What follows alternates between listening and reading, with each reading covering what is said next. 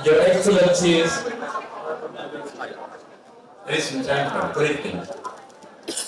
When we talk about RWA, real-world assets, and the digital economy, everything ultimately boils down to one central theme: rules. Without clear rules, even the best technology cannot take root. Without effective regulation, even the hottest innovation cannot go far. Hong Kong's RWA sector now stands on the brink of explosive growth.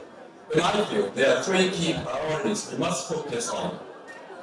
1. Building regulatory consensus. 2. Strengthening legal safeguards. And 3. Overcoming compliance bottlenecks. Many of you may wonder how far has Hong Kong actually progressed without RWA. Let me share with you some figures. In terms of market momentum, since 2024, more than 10 major institutions, including China AMC, Huaxia Fund,福田Investment Holdings, have entered Hong Kong's RWA market. Their underlying assets span from new energy equipment, financial products, to even agricultural commodities, with funding amounting to tens of millions to hundreds of millions of Hong Kong dollars. On the legal front, the Legislative Council passed a stablecoin bill in May this year, which officially took effect in August. Alongside this, the Hong Kong Monetary Authority's funding scheme for tokenized bond assistance, bond issuance, launched last year, is further easing the financial burden on innovators. These developments are turning Hong Kong into a core cross-border RWA hub. Based on a model comprising mainland asset, Hong Kong issuance, global circulation. Currently, the Legislative Council's main task is to strengthen the legal framework, to build safety rails for innovation. Under the regulatory framework for virtual assets, we adhere to the principle of same activity, same risk, and same regulation. That means, regardless of how an asset is tokenized, if it is substantively a security, it will be regulated as a security.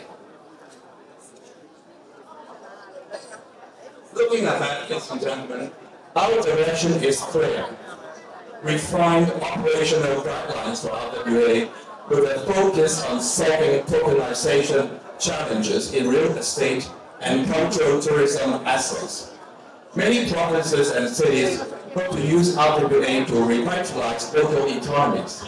We must therefore clarify issuance standards as soon as possible. 2.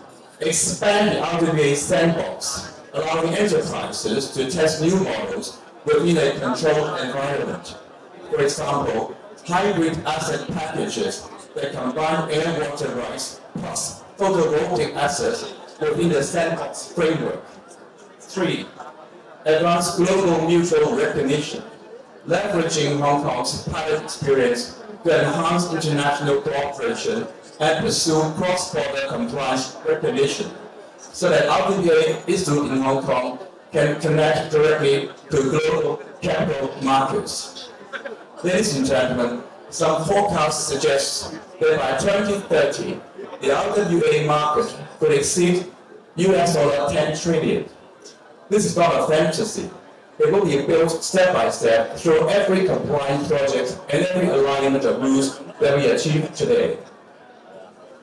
When we meet again next year, hopefully we'll see a wider variety of assets issued from Hong Kong and traded globally through RWA, enabling more enterprises and investors to participate safely in the digital economy and share the dividends of this new era. That ultimately is the true value of RWA. Finally, thank you all for your presence and support this evening, and I wish this summit every success. Thank you very much.